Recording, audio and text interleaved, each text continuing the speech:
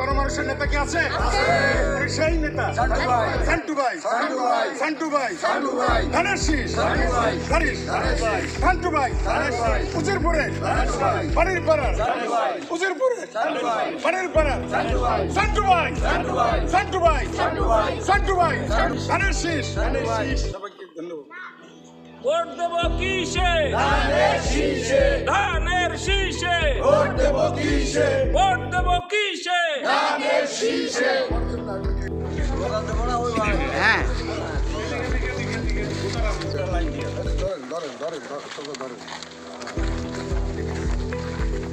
সব আবার মিলে গেছে। দাও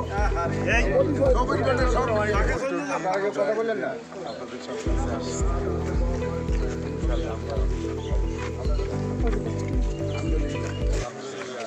ওই লোকটা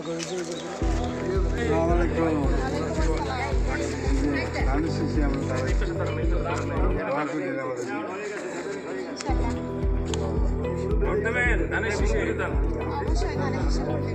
আপনি ওনার কাছে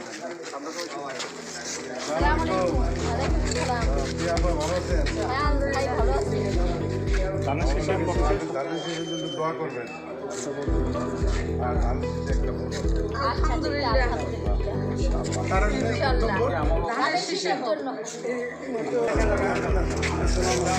ভালো আছে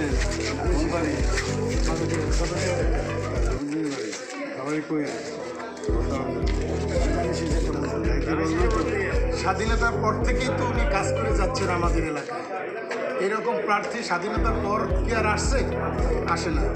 তাহলে আমরা খুব ভাগ্যবান যে ধানের শীষে নমিনেশন নিয়ে আজকে যে আসছে সেই এলাকায় স্বাধীনতার পর থেকে কাজ করে যাচ্ছে, তাই না? তাহলে তার হকটা তো আমাদের। ভোট চাচ্ছি আমি যে এলাকার উন্নয়ন হবে, আমাদের দল যদি ক্ষমতায় আসে তাহলে আমরা আপনাদের পাশে থাকব, আপনাদের এই এলাকাকে সন্ত্রাসমুক্ত করব, মাদকমুক্ত করব, এই কথাই বলছি। এবং আমাদের দলের 31 দফার যেসব কথা বলা হয়েছে সেগুলো আমরা বাস্তবায়ন করার চেষ্টা করব এবং যা যদি বাস্তবায়িত হয় তাহলে আপনারা সবাই সুখে থাকবেন, এইটাই আমাদের বক্তব্য। আমি মাদক এবং সন্ত্রাসের কথা তো আগেই বলেছি। তো যে সমস্ত এলাকা অবহেলিত আছে আমরা তো চেষ্টা করব, সরকার তো ক্ষমতায় আসতে হবে। আমি ওয়াদা দিলেই তো হলো না, জনগণ যদি বিএনপিকে ক্ষমতায় বসায় তাহলে আমরা উন্নয়ন করতে পারবো। এবং আমরা এটুকু কথা দিতে পারি যে এই এলাকার উন্নয়নে আমি ব্যক্তিগতভাবে কোনো চাঁদাবাজি প্রশ্রয় দেব না, নিজেও খাবো না। কাজেই আমাদের যদি সরকার যতটা বরাদ্দ দেবে আমি তার চেয়েও বেশি আনার চেষ্টা করব সমাজ উন্নয়নের জন্য ইনশাআল্লাহ।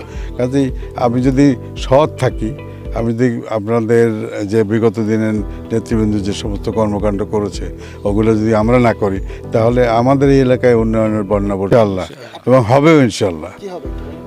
যা হবে আমি তো ভবিষ্যৎ বলা যায় না, তবে আইকনই হবে ইনশাল্লাহ। ভবিষ্যৎ তো আল্লাহর হাতে। যে আমরা চেষ্টা করব এইরকম সুন্দর আরও উপস্থাপনা করার জন্য। মসজিদ, মাদ্রাসা, স্কুল, কলেজ যেগুলো আছে সেগুলো আমাদের উন্নয়ন হবে, অনেক উন্নয়ন হবে। তাদেরকে যেভাবে আমরা সরকার বিগত দিনে করেছে তার চেয়ে বেশি করবে আশা করি। এইটা সত্য কথা না, আমি ওনাদেরকে সম্মান করি। ওনারা আমাদের প্রতিপক্ষ হলেও আমি অশোভনীয় কোনো কথা বলি না। যদিও ওনারা বলেছেন বিগত দিনে কিছু কিছু কথা বলেছেন, তার প্রতিবাদও আমরা করে নিই। তবে এখন আমাদের নেতাকর্মীদের এমনি ভয় থাকে কখন তাদের সন্ত্রাসী দল অ্যাটাক করে বসে। কাজে আমরাই ভয়ে আছি, আমরা তাদেরকে ভয় দেবো কোথার থেকে? আমাদের নেতাকর্মীরা এই সন্ধ্যার পরে ঘর থেকে বেরোতে ভয় পায়।